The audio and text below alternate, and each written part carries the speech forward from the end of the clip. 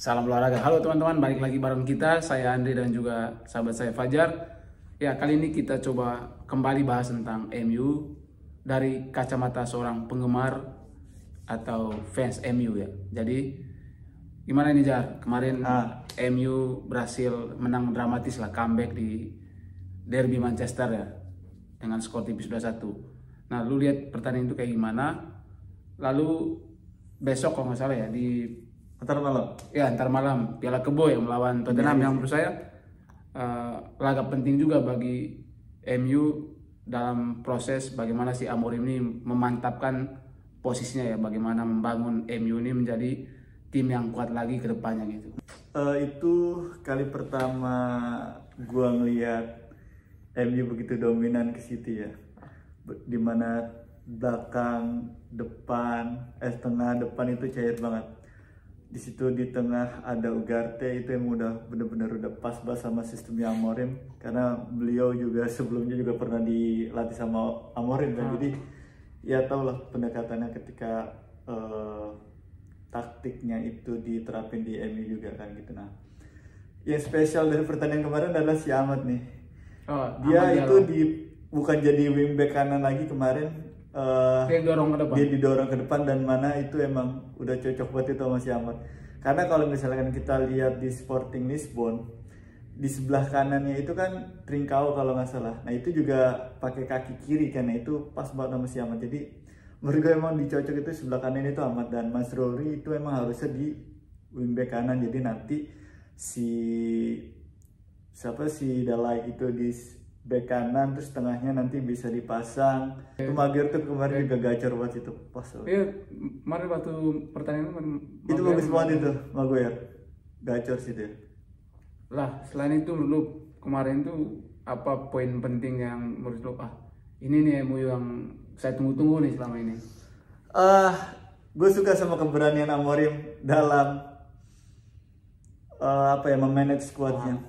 Dia tuh berani banget, nggak ngajak si Alejandro Garnacho sama si Marcus Rashford. Padahal mereka berdua ini nggak cedera kan. Cuman karena emang masalah taktikal aja kan, karena emang nggak masuk skemanya untuk pertandingan kemarin lawan City. Jadi ya emang nggak ngajak, dan itu yang gue suka dari si Amorim, tegas berani dia sama pemain-pemain yang kayak gitu, yang underperform. Nah itu yang bahkan mungkin tidak dilakukan oleh pelatih-pelatih. Ya, bahkan Ten Hag pun masih permisif sama hal itu, dan yang mana itu malah bikin dia dikik kan akhirnya.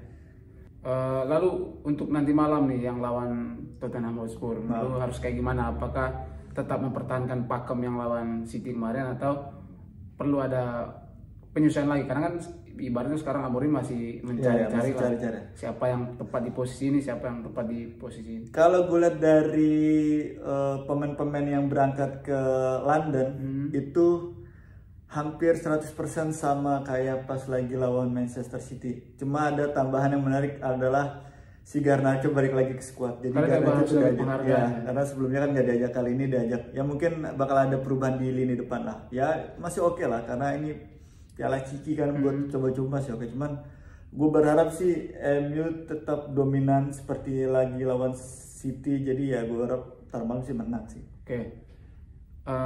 Sekarang juga yang lagi rame juga kan, terlepas dari hasil kemarin dan juga bagaimana pertandingan nanti malam, isu soal beberapa pemain yang disanter kabarnya akan dijual lah, atau emang didorong lah untuk pergi lah dari klub. Ya, yang lagi digoreng sama media kan sekarang si Rashford tuh.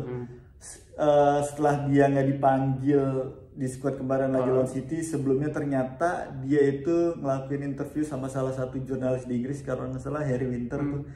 Dia bikin pernyataan-pernyataan ya maksudnya bikin interview seperti yang Ronaldo lakuin dulu pas di zaman Ten Hag, dan yang mana itu Amorim nggak tahu kan, kurang ajar gitu. Dulu pas lagi Ronaldo interview kan Ten Hag juga nggak tahu. Jadinya gitu, memunculkan polemik ya. Nah itu bikin polemik. Wah ini pasti. Yang mana itu bisa bakal ganggu si Amorim sih. Tapi kemarin Amorim bilang mari kita fokus aja ke laga. Masalah Rashford nanti kita bicara setelah laga lawan Tottenham, dia bilang kayak gitu sih. Berarti kalau ritme ini Amorim pertahankan, lu optimis lah ya. Yang penting dia ritmenya dia udah dapat, pemain-pemain yang dia mau udah setel, sistem permainannya udah pakem. untuk pemain-pemain yang benalu kayak Rashford itu bisa dibuang lah nanti di bursa transfer bulan Januari atau nanti Juni. Satu lagi nih Zar, menurut lo nih, apakah kan kita nggak tahu sekarang nih kan, apakah performa lawan City ini akan tetap berlanjut atau stuck? Nah, menurut lo itu pakemnya si Amorim ini tetap di bawah ataukah dia harus lebih fleksibel nih? Sejauh yang lu lihat sebagai fans. Dia kan dari awal megang MU kan pakemnya selalu sama, 3-4-3. Tinggal gimana cara nentuin pemainnya di masing-masing posisi aja sih. Menurut gue itu akan selalu berubah sampai ya minimal di musim ini lah. Jadi nanti ketika musim depan itu mulai musim baru, nah itu baru kelihatan nih. Pasti kan nanti si Amorim kan pasti nyari nih di tahun pertama ini kan nyari nih kira-kira di sistem ini pemain-pemain mana yang cocok, yang mana enggak. Nah, jadi tahun ini menurut gue musim-musim untuk percobaan masih oke lah. Nanti musim keduanya baru kita lihat sejauh mana sistem ini akan berjalan. Berarti menurut lu pakem 3-4-3 tetap itu pasti bakal tinggal dipakai. Pemain-pemainnya yang pemain-pemainnya aja nanti. Kan masih ada 2 jendela transfer nanti.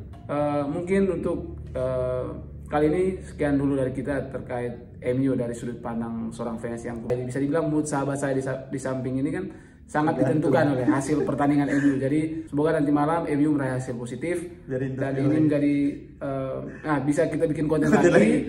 Lalu ibaratnya bisa menjadi pelecut lah untuk laga-laga ke depan karena sebentar lagi Boxing Day ya dan itu sangat tricky lah. Desember bulan sibuk lah buat di IPL tuh. Jadi jangan sampai hasilnya tidak sesuai harapan karena ketika hasil sebentar malam itu positif maka itu akan menjadi penyemangat lah ya. Itu secara mental itu akan naik juga dan pertandingan berikutnya menurut saya akan lebih mudah bagi MU itu.